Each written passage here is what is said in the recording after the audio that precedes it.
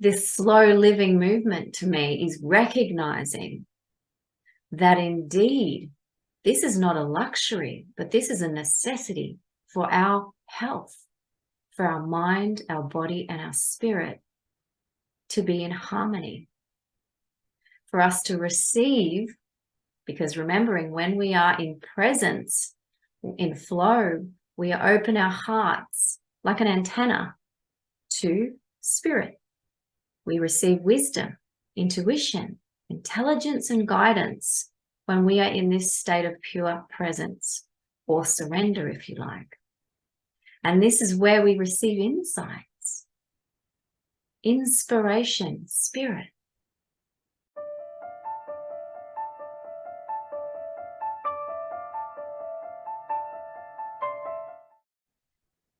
In the last few weeks, I have retreated, and in my conscious awareness of self-nurture and self-care, which is not something I always did, as this becomes increasingly important to me so that I can be my best self, I recognize these times where I need to retreat, where I need to lay low and fill up my energy supplies again, refocus what is really important, reevaluate where I'm dispensing my energy, where I'm being potentially drained, and making sure this is conscious. This is a conscious activity that I am creating into new ways of thinking, new habits, and new ways of being as a consequence.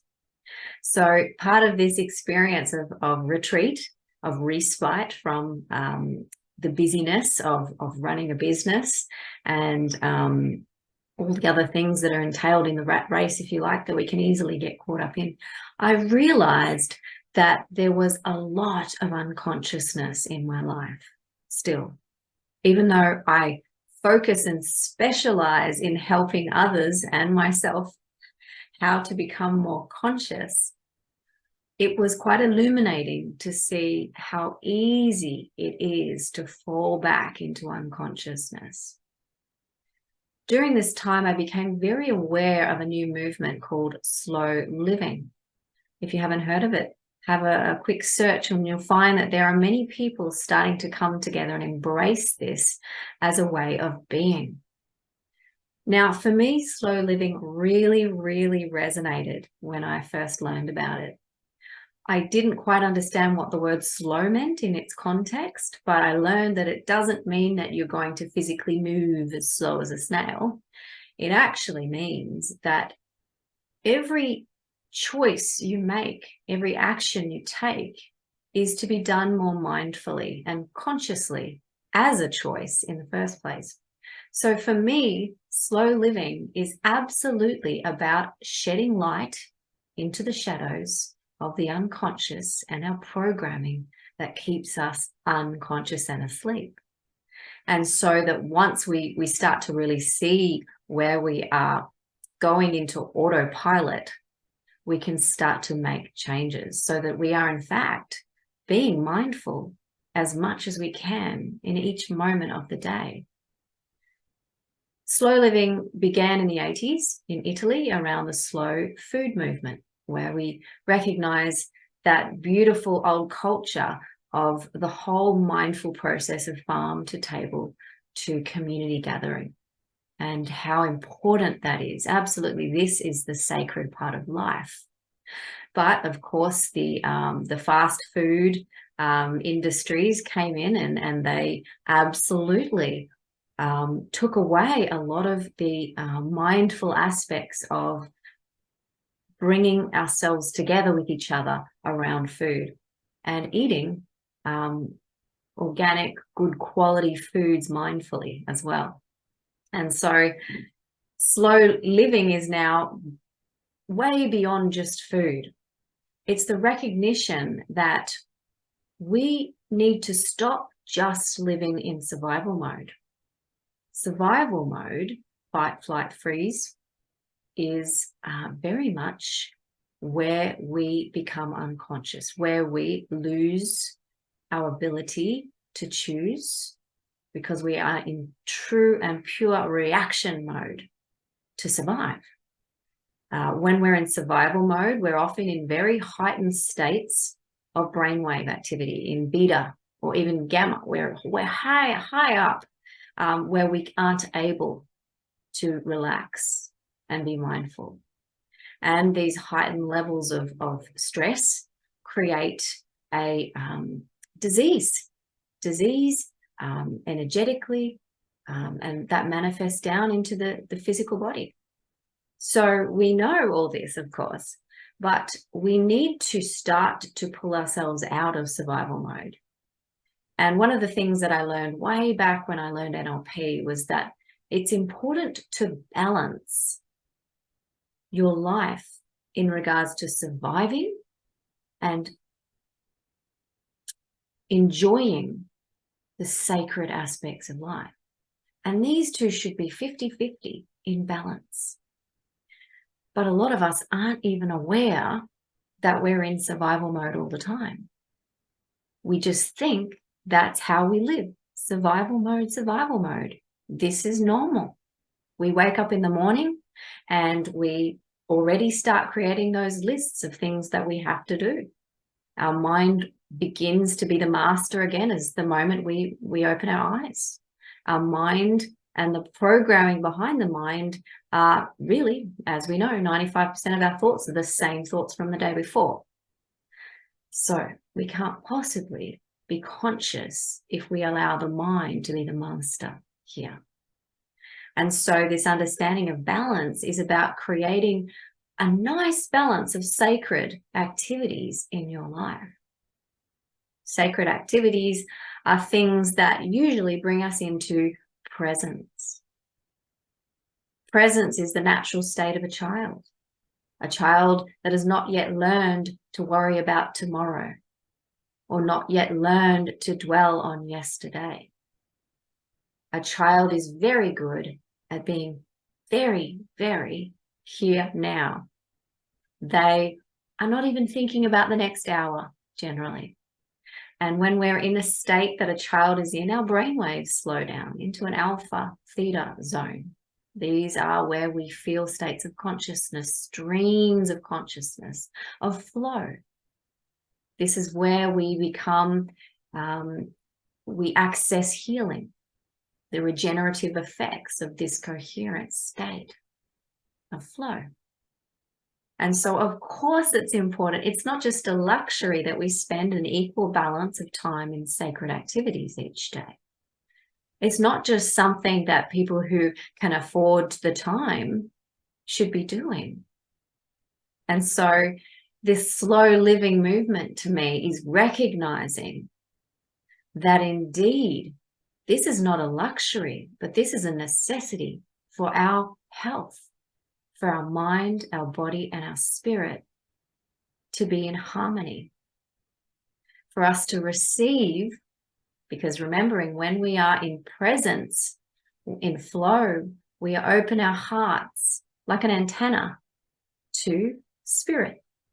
We receive wisdom, intuition, intelligence, and guidance when we are in this state of pure presence, or surrender, if you like.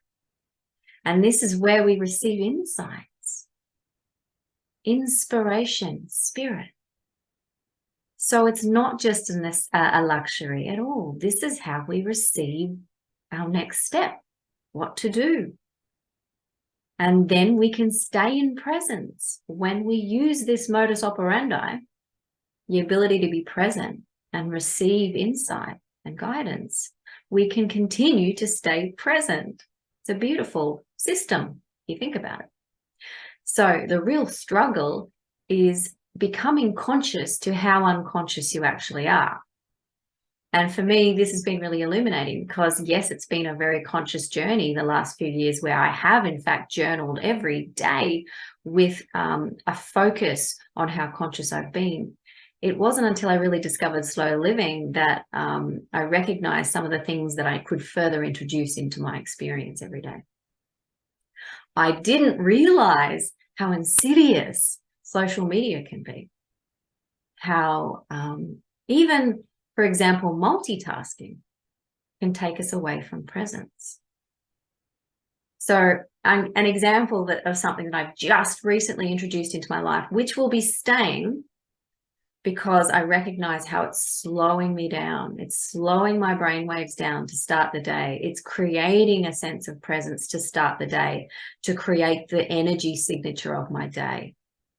And what is that? Well, when I get up in the morning, I used to do quite a intense aerobic workout, but now I've decided to make it more of a lovely stroll through the beautiful area of my neighborhood that has a lake. And this has really helped me to wake up nicely before I come home and make myself a decaf MCT oil coffee. But it's really helped me. And what I've done is I used to listen to a lot of input, headphones, podcasts, etc. And yes, these are wonderful things. However, I recognized, this is key, maybe you might see this too, that I was using podcasts about, growth and personal transformation as an excuse to stay distracted. And so it was really just me filling up emptiness or stillness with noise for comfort. And we always know that there's something that needs to be addressed when we are not comfortable to be still, because we're running away from something within.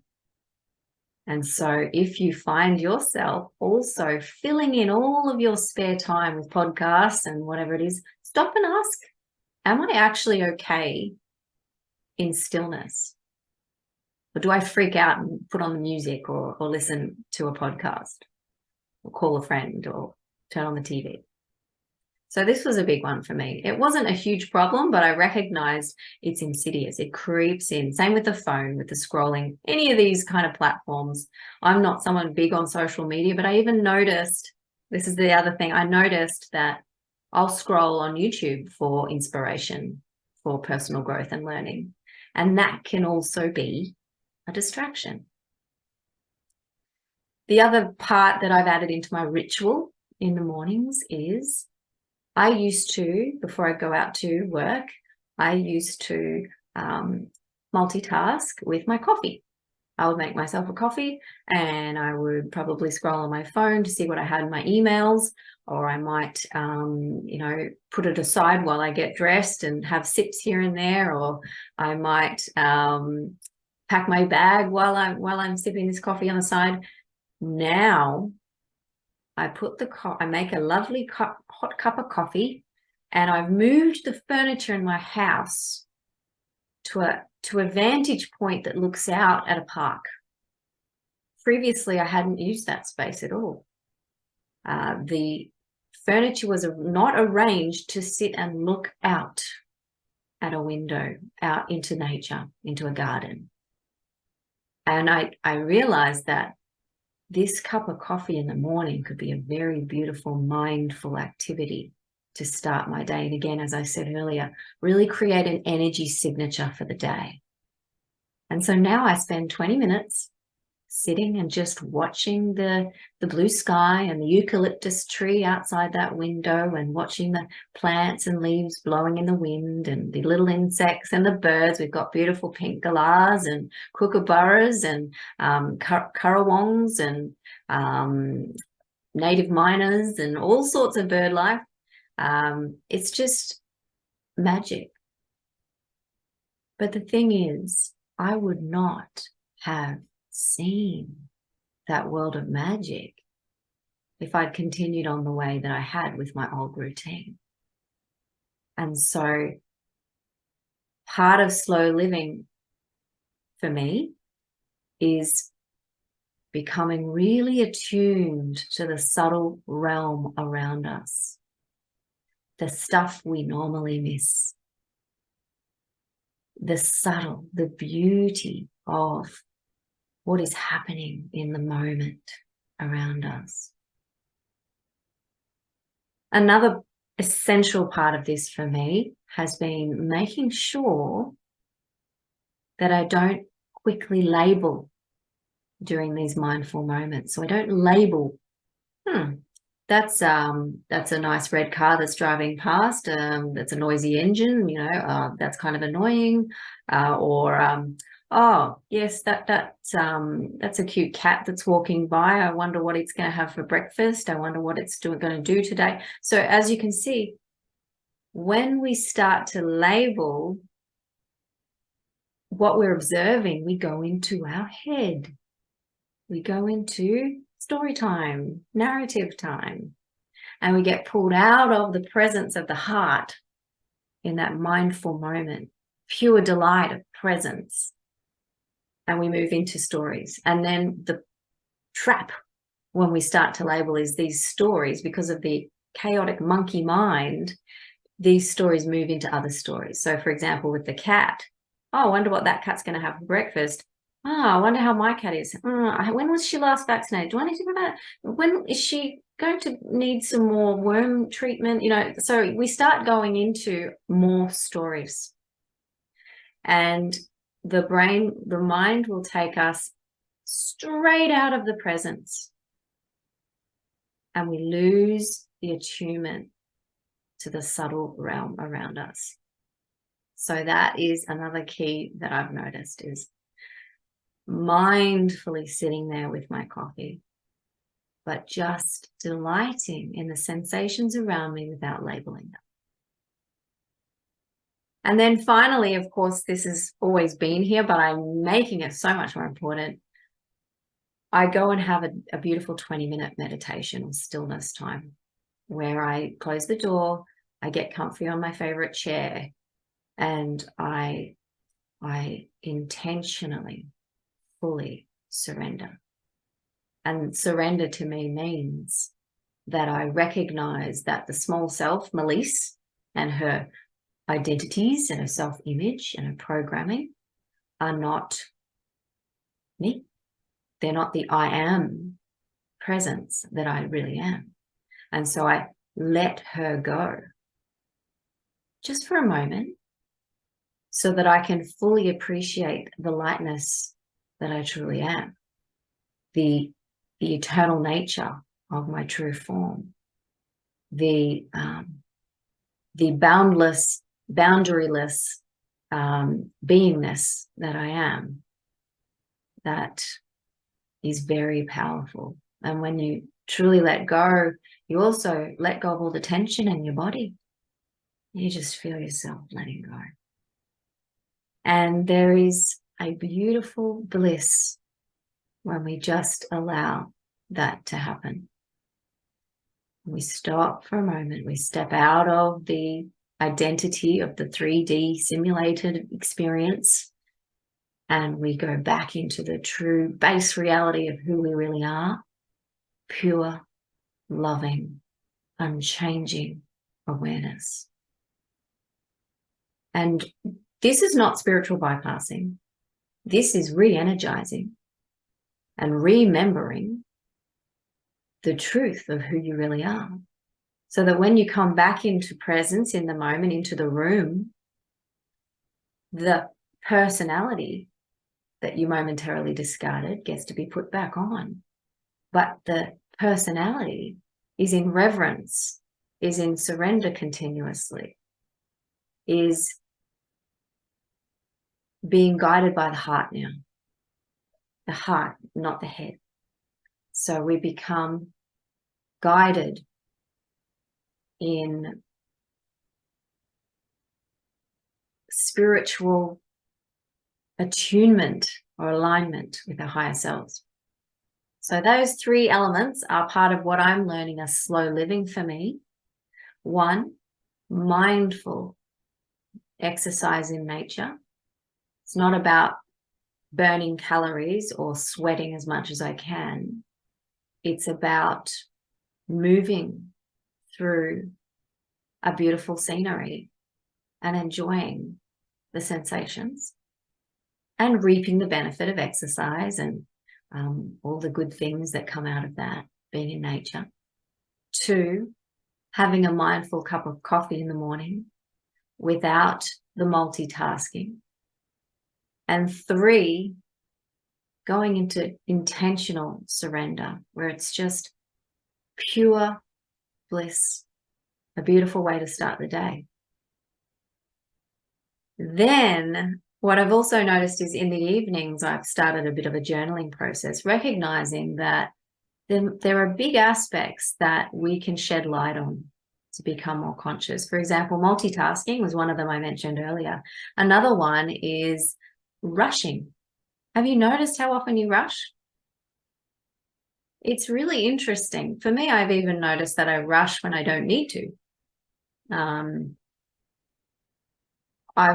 I'll be honest, when I was a teenager, when I first got my license, I sped a lot. I don't know what was in me. There was something in me that just wanted to speed. And it was silly and reckless and dangerous. And, you know, I got in trouble a few times. I got caught a few times for speeding. And I learned very quickly to slow down and be respectful of others and myself. And it's interesting that that kind of innate desire to speed still permeates sometimes. And I notice that I need to rush through things, but there's actually nothing to rush to. Because when I complete something, there's always something else that I want to rush and complete. So it's insatiable. So for me, another aspect of slow living is recognizing that we don't need to rush. Because when you rush, you're missing out on life. I've mentioned this many times, but the Hermeticists say that the true measure of our life is how often we've been present. And for some, that might only be a couple hours in a lifetime. So when we rush, it's very difficult to be present. And you'll find 99% of the time that you are rushing, it's for no reason at all. You might make up reasons, but they're not a good reason to ruin the quality of your life experience. The other thing I've learned is pausing and taking deep breaths. Part of slow living as well. When you become conscious to your breaths, you are no longer living in survival mode all the time. This is one of the first things that I teach to my clients. If you're finding yourself stressed all the time, you're probably breathing very shallow. Shallow breath equals shallow thoughts. Deep breaths, deep belly breaths, create deep, logical, and calm thinking. So if the quickest way to get out of survival mode or being unconscious is to stop and take some deep breaths. So that's something that I'm intentionally bringing in as a conscious act every day. So that's 3 things I'd like to share there. Multitasking. Just do one thing at a time and see what happens. You might actually find you enjoy your tasks more, and you might actually start to see those tasks that are not needed anymore. 2, stop rushing, because you can't be here now if you're rushing. And 3, pause and take deep breaths throughout the day. So today I just wanted to share some of the fundamentals of slow living from my point of view. And I will probably be talking a little bit more about this as I explore this, this journey. And I feel that this is going to be very important. So I just want to take a moment to recognize and acknowledge all the people who are spreading this beautiful wisdom. Do have a look. There is much about slow living. It's growing. These are very, very sage. This is very sage advice for a time right now where we are beginning to lose very quickly, not just beginning, where we've been doing it a while, but very quickly we're losing our ability to be present. And presence is the only real way of living. And you'll enjoy the subtle realms, the beauty that is all around us that we've missed. Hope this has been helpful and inspirational. Have a beautiful, slow day. See ya.